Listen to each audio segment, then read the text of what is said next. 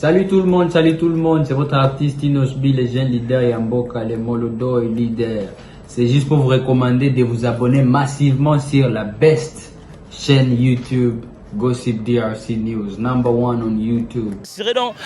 Toujours assuré bino, il n'y a pas de désordre qui met en stade.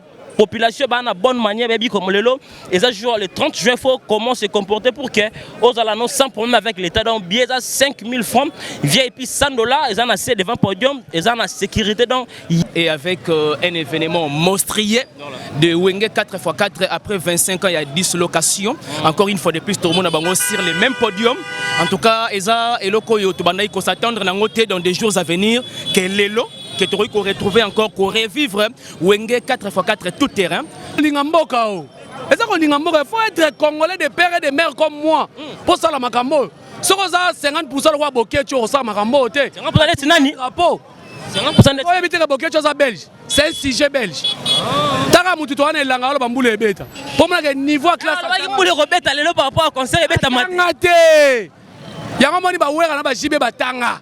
Boké tu tanga te. Mais batte belé bandimaki te que concert eko betama il a dit que président Amso Fati avant dans mboka oyo ouais alonga dans mboka mupaya makenda kotala bango mais pour le moment ça na mboka ozo kama mboka donc yo kombata faut tia na se olinga makambu oyo 40% bazwa yango batinda yango na este pour Goma Beni Kindu partout on a babunya dans le calme ekota na mboka ndenge salaka ezate ke ba mise basangani po basala lokola nini politique eza politique te Nema o ezaka 3 événements dans le monde de Salama nini liboso Nelson Mandela ndé moi sina zelaki 25 ans et puis na Ali Forema na 20 mai Wenge musique à 4x4 bon chic bon genre après 25 et s'il était beau événement msuni eza ba tout ba oya bete na sima balandi Wenge OK ba tout. Et puis est-ce que ça la plaît au big oyo derby a vite na imane ko ça yo za mopandisa ngozo mona po bate belé ba sai ba campagne ba parti politique musu batini batu bango toko ba mama banga concert robeta maté concert robeta maté lega Diamond samedi abetaki na Goma voilà place Bitumbeza.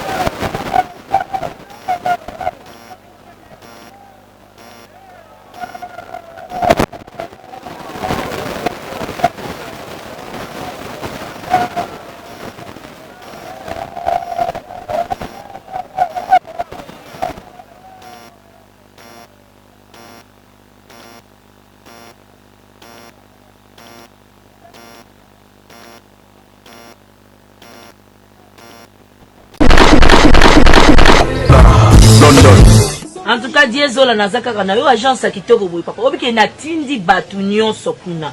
Au sein la famille surprise, tindela bango biloko toute sécurité na agence de biso Zola Production A. Rue du Marcadet numéro 31 rue du Marcadet, Paris 18e biso tola la kate biso. To tinda kana pepo, to tinda kafe na masuwa. Na Diezola et comme beta gazon. Ngai bibe na Paris zaka Diezola. Batu donc bazo kam ndiki biloko zo koma noki boy na batakisa sa bazo ndima te boye biwano ye okutani na Diezola tu envoies ton colis ton frère ou ta sœur ou ta mère à Kinshasa il prend le colis à bon et uniforme nulle part ailleurs sur Zola Production avec lui-même Diezola London aussi voilà mariage là samedi. L'autre j'ai demandé qu'il bloque commis et pourtant na tela qui voit l'on a cal mardi na tongo les loges j'ai dit aux alons na maboko déjà côté kokina netité de aux voile na tia qui a pas ya Zola Production pas Diezola 31 rue Marcadet nzamba pambola bino penza o agence ki to pe loko bunga kate nande boza ko ambala ngo bozo protéger ngo na biloko eza fragile en tout cas die na éviter puis on a qui na kitoko vraiment en tout cas merci beaucoup pour qu'il de l'avant. Avec Jazz Kavoulou, hein, on parle plus trop. Presse en ligne, avec intelligence, avec sagesse, tout ça, pas trop de polémique. Ce qui on mélange pas les torsons et les serviettes. Hein. Nous on est serviettes, on dépend pas des torsons. Gossip DRC News avec Jazz Kavoulou.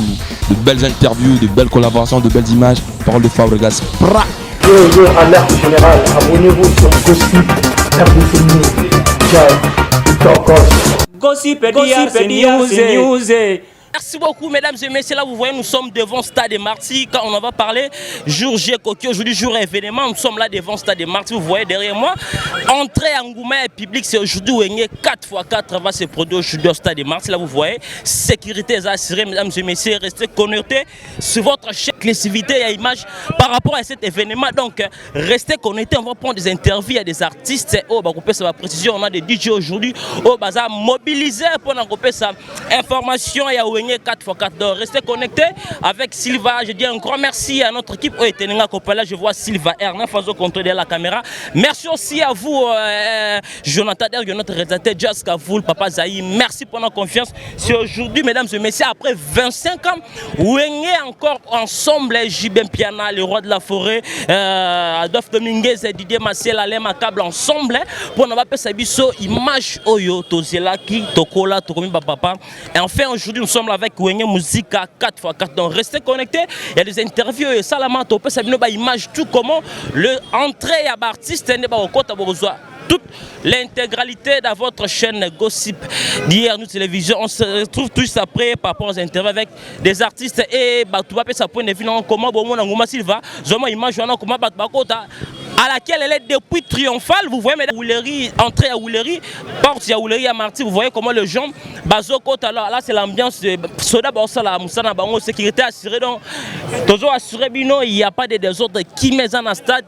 Population bah en bonne manière baby comme le lot et ça jour le 30 juin faut comment se comporter pour que aux alano sans problème avec l'état donc billet à 5000 francs VIP $100 ils en a assez devant podium ils en a sécurité donc il n'y a pas de dérangement donc doit assurer bien nos concerts et que les calendriers le band on se retrouve après avec Silva pour d'autres interviews avec des artistes. À tout de suite. Il est là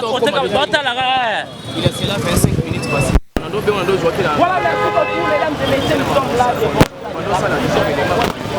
événement, c'est aujourd'hui le 30 juin, l'indépendance aussi, mais aussi à l'occasion de après 25 ans à Wenge Musique ensemble, les 4x4 aujourd'hui c'est les concerts. Donc vous voyez comment le Jean Bazoko Tabier 5000 francs le jeu bazar à laquelle elle est depuis triomphale, vous voyez jusqu'à entrer à porte, il y a Marty, il y a Woulerie. Donc vous voyez le Jean Bazoko m'habillé, pas des autres qui mes alliés avec sécurité, tout le monde a Mouraza, tout le monde a policier, tout le monde a MP, donc voilà. Donc vous voyez la peine plutôt donc sécurité Zali, les conduits protège bazar. Donc on va essayer de parler avec des confrères tous en Abango, tous en mignon de la presse, tous en par rapport aussi à cet événement parce que tous les presse sont là.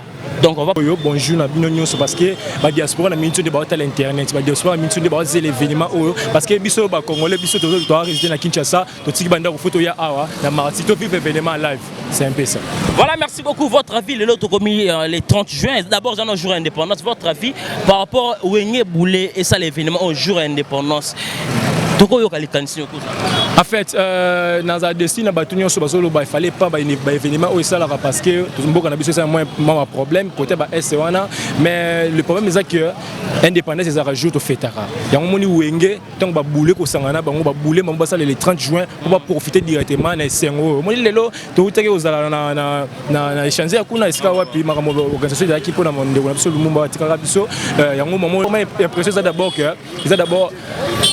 y a musique, tu vois, fais ta musique d'abord, amoureux de sa bonne musique, amoureux de sa rumba, amoureux de sa ndombolo, amoureux de sa générique, il faut aya awa, ayoka musique bien parce que ça fait un moment, ça fait plus de 25 ans, oh il biso to koli, to botami to kuti wenge, to kola na musique a wenge, ti ko kabona wenge ça la biso pasi, cause valable to yeba ngote, mais to moi ko sangala, bango bazolo banque, bazaka na problème na mutemate, ça la bango souci pourquoi ba kabona vali, le sko a union basali oh ça fait bien on peut ça biso les meilleurs d'abord, le biso to satan na bonne musique, Nous attendons na amour wana ya musique. Côté de moni, tu dis quoi va boire qui te moni côté au blaze boubou, te moni côté ouais que on peut pas ça sur interview ça vraiment tellement. Merci beaucoup Dieu redonner que ce que tu t'attendais au monde engouement il y a des gens baza depuis triomphal si entrer à porte ya Ouleri, ba tellement laquelle elle est pour na ba l'axe bien na ba. Tu t'attendais ba doit ressembler bien pena pour na ba. Si je dis non, c'est Renan Doki. Tu vas quoi pas grandeur à JB, quoi pas grandeur à Wera, ba sala ba plein coup de bango moko. Parce que les bango me balé ba sangani, ça veut dire ba fanatique à Wera au ba ya plein wana, na fanatique à JB ba sangani. Nga una mona ona zana muke parce que R ezana nous si ba 16 heures de jeu on a déjà on est place au chess pas ces athées pas au chess les athées parce que ça tellement plein manda mona muke maintenant ça sandaki que ton ya ba R on a côté pena côté tout on est sur bazar mais ba musu bazo ya base la dame sur moi qui t'a pas des programmes tout est bien organisé tu vas des dame sur 16h 15h à côté directement qui bonne musique. Voilà, merci beaucoup mesdames et messieurs, nous sommes là toujours là, on va parler avec des confrères. Ben Mavembo s'il vous plaît. Donc à avis à Ben Mavembo les positivistes à travers cet événement, il y a un grand complet Wenge mesdames et messieurs. Bonjour Ben Mavembo. Bonjour Amiral Tamala, bonjour à tous les abonnés de Gossip d'hier Télévision. Voilà. Bonjour Naba Méloman de la bonne musique. Il est vrai qu'aujourd'hui c'est le jour de l'indépendance de la République démocratique du Congo et avec un événement monstrueux de Wenge 4x4 après 25 ans il y a dislocation. Encore une fois de plus tout le monde a sur les mêmes podiums. En tout cas, Eza et Loko Yotobanai qu'on s'attendre dans des jours à venir que l'élo que tu aurais retrouvé encore pour revivre Wenge 4x4 tout terrain. Mais moi je pense que la joie est tellement immense et bah, le monde de la bonne musique à travers le monde, bah, ça qu'on s'est réjouir ensemble Nabiso. Et voilà pourquoi nous de la presse on a jugé bon surtout de descendre sur terrain pour qu'on quand même bah, propos recueillis, il y a bandero oyoyo, bah trouver initiative et voilà. Est-ce que tu t'attendais au monde engouement au Ben Mavembo talara ba suma bien depuis triomphal, tu n'as entré à Ouleri engouement ou tu t'attendais ça vraiment? Absolument. Si on a bien donc les gens me traiteraient ou encore je ne sais pas moi, les gens me traiteront, voulais-je dire. Les gens me traiteront comme un menteur ou encore je ne sais pas moi comme un impressionniste. On a très bien histoire Wenge 4x4 va créer la musique congolaise. Voilà. Et donc parfois vous sonnez la bouée, je me dis que c'est P. Donc moi je m'attendais plus ouais, moi personnellement. Voilà. Donc moi je m'attendais que plus que Oyoyo, tu revivre encore mouvement full oyo babane toujours pour soutenir Wenge 4x4. Je pense bien que ça quelque chose que ngaina yo il faut tout le temps se réjouir na yango et loko nga personnellement babane ko s'attendre nango. Mais encore une fois de plus CP. Oui. Ben Mavembo 14h 15h mo boy. Tout le monde a une foule comme pas possible et même na batu ba on a problème si ko tient le colo. Ben Mavembo au monde comment comportement à la police, est-ce que tu peux dire quoi côté la sécurité, est-ce que tu es sûr que la sécurité est assurée? Non, ça c'est vrai, c'est prévisible. La sécurité est bel et bien assurée. Je pense bien que s'il va à quoi aider Bisso, à tel degré, il y a ordre, n'a bien séance et c'est déroulé. C'est-à-dire qu'il y a fil indien. Donc, mon fil indien, ça parfois un transco. Parce que on revivre Bisso na concert ya Wenge 4x4. Moi j'ai réjoui et puis na moni ndenge mukulu na face ya Papi Mboma. En tout cas, ce qui concerne la sécurité, ne vous inquiétez pas, c'est exactement ce que nous palpons sur terrain. Et si le grand Papa Chéra Bimisia Bimisa toujours slogan, on va redémarrer le monde. Selon vous, ils ont créé une polémique, Papa Chéri à la moussi, à la musique, à quartier la terre, on va redémarrer le monde. Pour toi, tu t'entends de quoi quand je Papa Chéri dit qu'on va redémarrer le monde? Redémarrer le monde, et ça na facette, il y a qu'à revivre. Voilà. Ambiance, il y a Wenge 4x4 tout terrain. Voyez-vous? Redémarrer le monde, et ça na sens que c'est-à-dire, vous aurez un spectacle de jamais vu. Okay. Avant, est-ce qu'on va innover? C'est ça, redémarrer le monde. Mais les gens, ça une chance par rapport à l'âge, par rapport à PND, ventre. C'est là que tu es sûr que Papa Chéri, Ranson, tenir un spectacle. Tu es dans un chambre, mais dans ce spectacle, en tout cas, comme tu as parce que du côté d'abord chaleur, tu as Ranson, du côté Koyemba, tu as Jibem Piana, tu as Pena Blaise Boula. Toi, on Manda chante. Mais l'alliance, moi, je pense que tout est OK. Donc, il n'y a pas question de douter parce que Bateau a déjà créé une histoire impressionnante. Voilà. OK, il est vrai que comme il va âgé, mais le fait de, c'est-à-dire le fait comme âgé, cela ne veut pas dire que tu es une boulotte. Donc, bon, ça c'est comme ça, il y a expérience. Et puis, il y a les morts boyés, ou peut-être qu'on a étonné sur scène. On a une chance à 65%. c'est déjà... Allez-y, comprends, mesdames et messieurs, nous sommes à un événement. Les tu as macadam et puis voilà. Donc, Ngaï, personnellement, on peut avoir une chance à 65%. Et je sais bien que dans le langage, dans le slogan, Papa Chéri a redémarré le monde, pour revivre une facette et belé. Dans le 4x4. Voilà, merci beaucoup Benoît Vembo. Voilà, mesdames et messieurs, nous sommes là toujours. On va parler avec des gens, avec des confrères, avec des messieurs, avec des artistes. On entend mon frère DJ Abdul Azozo à la Pénabiso dans quelques instants. Unité Centrale CDD, DJ Abdul. Donc voilà, restez connectés parce qu'il y a des interviews, des vidéos. On va vous donner toute l'intégralité de cet événement sur votre chaîne Gossip. A tout de suite pour d'autres invités. A tout de suite. Merci beaucoup, Sylvain. Merci beaucoup, mesdames et messieurs. Nous sommes là toujours. On prend des interviews avec nos confrères Tozana Yacob, Chéri, Cobectors, parmi des chroniqueurs Oyobasala Moussalbe qui parlent aussi bien. Oh, ben, histoire, il y a Wenge. Il est là. On va essayer de parler avec lui par rapport à cet événement. Wenge, 30 juin. Bonjour, Yacob. Bonjour, mon Neko. Bonne santé. Bogar Nabiso. Toujours là. Deuxième République. Yacob. Biso photo pour na 7e combat, bino boyena ba premier combat. Franchement. Ya bonne santé. Non, santé pepele ngana yenga na mwana wenge. Mageda zaki fanatique ya Rochero. Ya loi momaki di mena wenge. Makila pena wenge. Et puis bandal est adopté ngai. Bandal est docteur. Toi na parcelle na bandal te na bandal 1990 style là na bandal. Yacob mutumo atala ngana États-Unis le fois bi système au sala ya drapeau non ya la non idéologie te za kolinga mboka to ya la nini. Ça kolinga mboka o. Et ça kolinga mboka, il faut être congolais de père et de mère comme moi pour ça la makambo. Si on a 50% de Bokecho au ça makambo te. 50% de nani drapeau.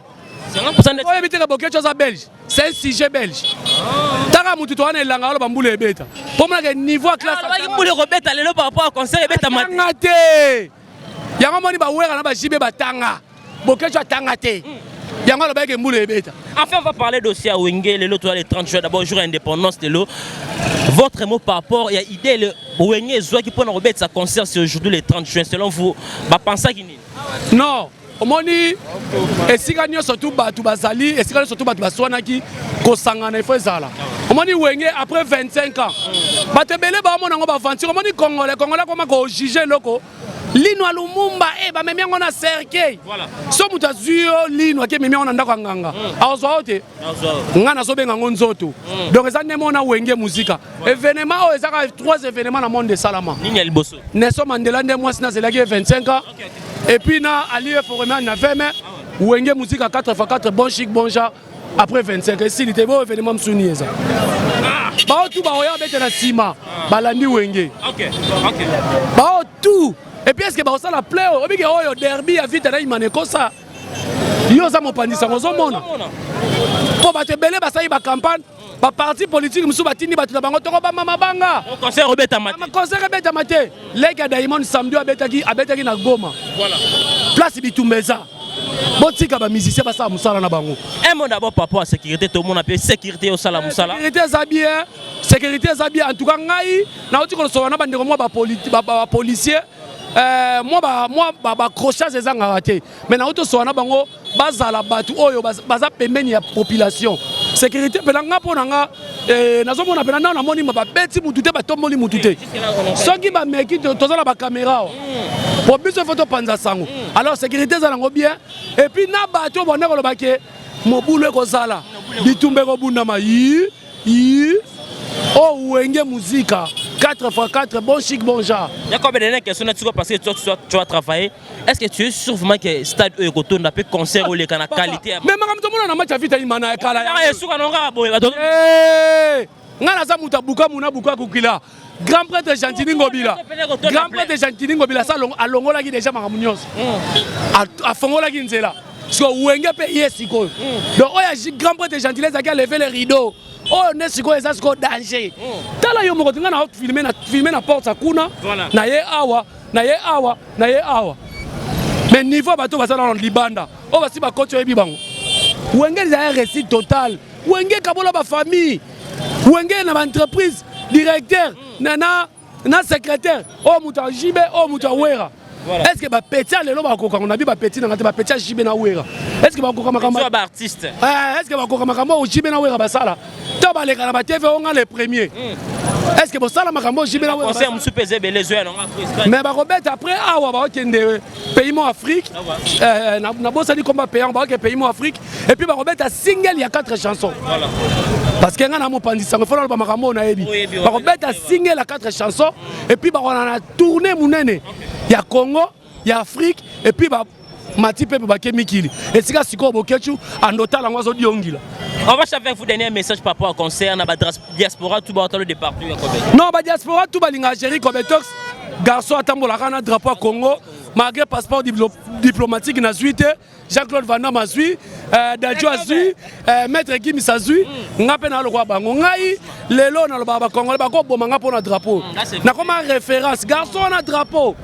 Donc, ce moment que na lingambo kananga bandeko nyonso ya poto na bike bokotala ngo en direct toza na bandeko baye ato yambi bango parce que bato ebele baye omoni Côte d'Ivoire ba Cameroun ser na biso bina banzema fali mingi mingi na sawa na mona ke de elobi na butu tozo mona eza esengo eza feti botika koloba ngo bazo bebisa mbongo pamba mbongo yo linga peso sala na ngoni o sala na ngoni. Merci beaucoup. Bakuna Lumumba te ba pesa ngo sala na ngoni. Voilà. Donc c'est ça. Merci beaucoup mesdames et messieurs, là c'était Chéri Cobectors, il est parmi les chroniqueurs au Bassal Moussala bien dans son avis. Donc nous sommes là toujours au stade des Martyrs, on va parler avec tous les gens autour de ça. On va rester toujours connectés parce que vous allez prendre l'intégralité de cet événement sur votre chaîne Gossipédia News. À tout de suite avec Sylvain R9. Merci beaucoup.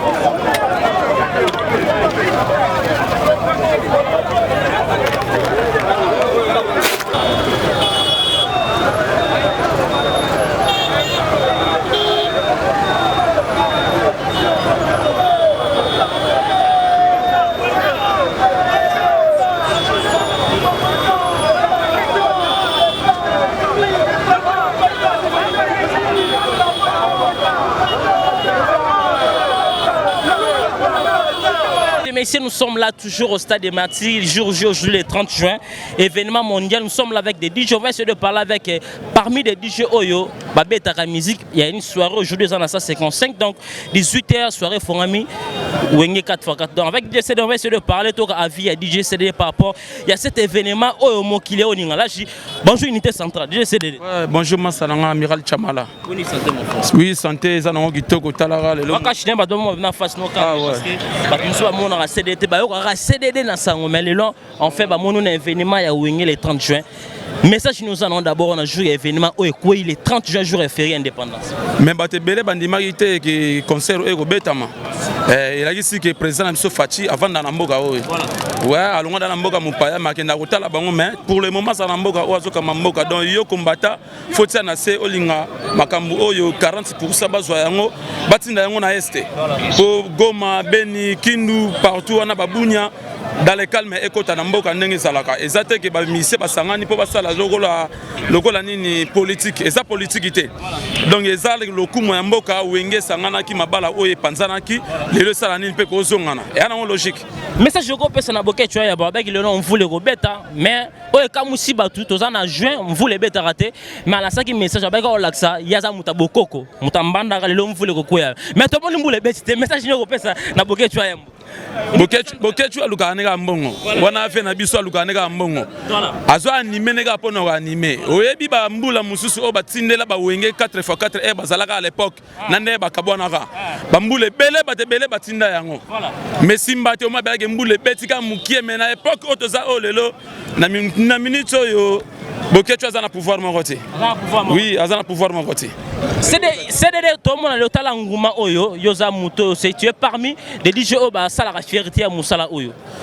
Tant au monde la population au monde la sécurité musala les sala mo oyo sala ondeni pour événement. Te ngazo sala nga bien au moins que Bokechu singa aba respecter DJ. Voilà. Mais n'importe qui te ga koti awa sala émission. Voilà. Ouais, aba mo na CDD azana. Awa na alwa na 4 ya makambu donc awa barrière ya ngona kuna apokota awa bambila ba comprendre que non. Ça pena barrière ne pena toza awa apokota foza la carte d'abord pour nos salam. Ndenge nini foza la muto yo au sala musique. Biso ba DJ to sala ka 80% de la musique congolaise au DJ zo beta bakolo bazali batamboka ba autorité ba sénateur ba ministre ata ba seba fête na bango mena biso 80% o ebeta na bandaku pe na ba fête pe na ba bar pe na ba boîte na ba club eza musique congolaise. Mais ba te belé bazo douter par rapport à âge Papa Chéri, le roi de la forêt, Mwanzo Tonde Koul. Est-ce que tu es sûr que ça venait les meilleurs dans le concert à l'élo? Ah, Bané va bouder ba fiona. So Talinette vient à Bisso Ranson. Si le lazo peut sa chorégraphie. Ah, nenga zana age zana ba faire biso ba kofi kudu ba age zana me ba opesa ba chorégraphie ba banzoto makasi. Non ba lembite me ba combattre pe ba petio bazoya. Génération ezate na minute opposa o ya génération wenge eza journée wenge génération mususute o yé likolo ya génération ya 4e génération ya bana wenge ya ndenge to mona ba papa wemba persona ba Koffi Olomide ba génération na ebimate lo binongo vena biso mukulu génération ezate yango ka kezaka wenge bato ba interprétaka to bo beta musique ne me faut pas beta ka wenge okenda karaoke mais ouais karaoke mususu ba te faut pas beta pe wenge. Mais oui, à l'époque, il faut y avoir génération Zahir, Wenge. Il y a un lelo. Les les 30 juin, c'est dans 4 il y a beaucoup de gens qui ont douté parce que tout le monde a un message qui circule qui est concert et on a des informations, il y a d'autres artistes derrière qui n'a pas ça événement et bétamate. Tous à la clé, ils ont un combat Koffi Olomide. Est-ce qu'il y a dans le monde ami? Est-ce que Ozoyoka Sangwana qui oui Koffi a parmi les artistes qui va combattre événement et salam? C'est bago combattre et te battre la mama Koffi te. Batala ne ma génération wenge ezama monsieur au solo la te basa la comédie basa la kosa la polémique morobo ba troba wana ku de goza la ku te plaît jamais batika vena biso Koffi afana na ndenge na ye ba vena biso afali ba faire azakuna na poto azala mama bana na ye en tout cas ça la biso pe passe mais na minute oyo tozana indépendance le 30 juin alors ezalo kumu ya bana mboka bana oyo non babota marate na ba série ya wenge e ba yeko bota ma lelo ba comprendre pe ah ba viango nde bazalaka bo bado bango nde bazalaka nde esika moko basalaka génération 4x4 wenge tout terrain eza ba lokumu eza ba innovation ya mboka alors to tika ko sa ba polémique moko ya buzo ba oh Kofi ataki balar Kofi otsa balar panani c'est ça les problèmes ils ont ça la bien mambu o ne sala mama boye gouvernement e bien teke ba pekisa mise congolaise nyos tout abeta musique ne ana katia voilà là c'est car ba les gars ne beta foot quand moni wenge zongisi mamba concert na stade Martyr kasi balakisi kaste et la mabala o panzana eza na ba orchestre o lo e o ba quartier la te ba panzana ka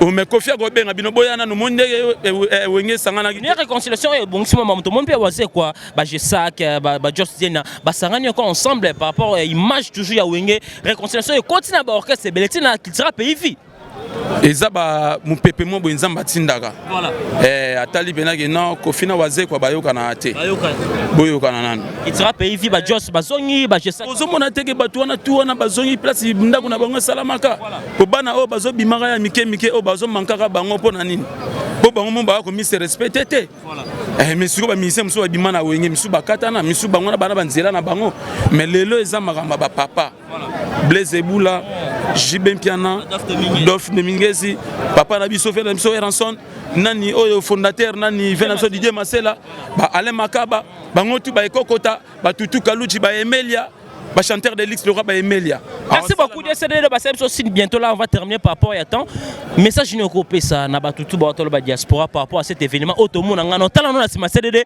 tala ba ba ala kelele s'il va sur image comment tu vois comment bazo kota bazo respecter la police tout monde public ba na moi bonne manière lelo message ni okopé ça na public na ba diaspora ba tolo par rapport à cet événement pour to chuter non CDD eza pona nini ba misia minene ya mboka oyo o basala wenge zala bango basangani bazo beta concert alors yo moko mona ba concert rebelle o vena biso Jibem Piana beta ye moko etondisa na boro nani vena biso Eranson etondisa boro ba wona ezakala basalango moi te basalango kala ba ko salango pe lelo ego tonda elo rechanger place en ezate ezaka ba esprit na ba stratégie yango kaka bazaka bato basalaka ba plein na ba l'époque bon lelo seconde basangani boy yo mo mona te ba plein ba banda ko sala na lelo ozo mona badu tout en tout attention ko kebo kuna na ba ponga bikuna ozo mona tout donc abi ville leza ya rolingana nanu esalama boyete e la ba o ba bila sta ville à Kinshasa yango na lobina ote eza la bato ba betaka ba concert na Paris o bozem internationaux niveau makambu oyo na Congo salami na yebiso nga mona na mona ngo boyete ata na bale voilà non na mona ata batio baxa na nani on a yebité so oza plein bo men CDD ba remerciement na yo ba programme yo lelo soirée za poto chuter na yo maman direction 155 na yebisa batu ke toala Kinshasa toujours et comme ka kelengi voilà je dis ngo nga na yebisa bana mboka ke non ngai chaque jeudi na ngai za comme on a Kinshasa lengi eza 80% ya ko beta musique ya musique ya Congo 20% to pesa bato libanda ngai siège 80% de la musique congolaise o nga na zo beta mais na repèse avantage moi banzemo moi mike to 20% ya bato libanda to tiwana yango ezobeta marana 155 et fa PDG bati vena biso Théo Zambrota le patron de 155 ba dédicace na yo to chité na yo mais yango na yebiso ti lelo référence ezaka moko voilà banakin kolongwa na biso stade après concert awa direction na biso eza 155 et papa na biso bati mundu Théo Willery donc rond-point Willery wana ata mwana moto sera zuyo na mbinza yo seke to rotinga na 155 mais eza place oyo rencontre internationale place sala marabadwara mais la moto na ngana Frankie Kibambi 9 mm ba moto na ngana mwana ya mboka Zaïre direction Paris Poisson Mobutu et Gelor Kanga international. Merci beaucoup mesdames et messieurs la stade na bango ndenge comme lelo. La gisa bangoti. Voilà, merci beaucoup mesdames et messieurs, nous sommes là avec des CDD, nous sommes arrivés pratiquement à la fin de cette émission là, c'est aujourd'hui le 30 juin, les rendez-vous de partout, nous sommes arrivés enfin. Wenge 4x4 18h Nicolas Podium. Donc restez connectés sur votre chaîne Gossip d'hier. Nous sommes cette émission. Dis un grand merci et à notre équipe et compagnie. Là, je vois Silva R9. Merci pour l'excellence du travail. Merci à vous aussi, notre réalisateur Jonathan Dario plutôt. Jazz Kavopazaï. Merci pour la confiance. Je dis un grand merci à tous mes partenaires qui me soutiennent de partout. Là, je vois une grande dame qui me suit depuis Paris. Madame Wasson Tchétché. Merci pour tout mon vieux Odilo Mampouya. Boutique exemplaire à suivre. Réduit ceux qui font Mouya Bilele. Mon vieux, le seul et unique opérateur économique manque en tout cas en Afrique centrale, mon vieux, Chico Mabelema. Mais on se retrouve à d'autres événements. Rendez-vous sur Gossip pour l'intégralité de cet événement. Stade de mardi, c'est aujourd'hui le 30 juin. Au revoir. Salut tout le monde, c'est votre artiste Inosbi, les jeunes leaders Yamboka, les Molodo et leaders. C'est juste pour vous recommander de vous abonner massivement sur la best chaîne YouTube, Gossip DRC News, #1 on YouTube.